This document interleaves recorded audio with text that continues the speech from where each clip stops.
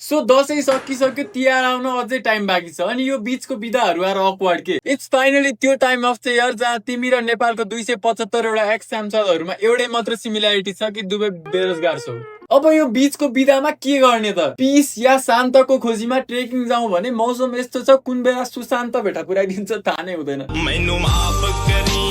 यो असोजको इन्ड हो के, मोस्टली जाडो महिना सुरु भइसक्यो हुनुपर्ने हो। तर नेपालमा जाडो बाहेक अरू सबै मौसम चलिरहेछ। आजकल भने पनि कति त्यही तीनटा पत्ता खोल्दै बन्द गर्दै गर्नु हौ। खेल्न आउने भने त्यही एउटा फरास हो, त्यसमाथि पनि यस्तो तास पर्छ मलाई यो पनि किन आयो खेल्न जस्तो पारिदिन्छ। अब यो सबै भइसकेपछि बाँकी भएको एउटै काम इज स्लिपिङ। अनि मेरो विचारमा यो बिदामा सुत्नु चाहिँ राम्रै कुरा हो के, किनकि मलाई मेरो मम्मीले भन्नुभएको थियो खाली टाइम आफ्नो सपना पूरा गर्न युटिलाइज गर्नुपर्छ, which I think is correct. अब तिमीहरू मध्ये कतिको स्कुल कलेज चलिरहेछ अनि मलाई घरैमा बसेर नि कति कम्प्लेन गरेर भने होला। तर के फरक छ, म खाटमा सुतिरहेको छु, तिमीहरू स्कुलको बेन्चमा क्लासमा पढेरै बसिरहेको जस्तो छ्याउ लाग्यो। तर गाउँ गएको मान्छेहरूलाई रमाइलो छ के, मेबी तिनीहरूलाई नि झ्याउ लागिरह होला, तर तिनीहरू रेगुलर भन्दा नयाँ ठाउँमा बसेर झ्याउ मानिरहेछन्। एटलिस्ट झ्याउ मान्न 1000 किलोमिटर त ट्राभल गर्नु परिरहेछ। जहिले बसिरहेको ठाउँमा झ्याउ मान्नु र अलिक टाढा गएर झ्याउ मान्नुमा फरक छ नि। 50 सेड्स अफ झ्याउ।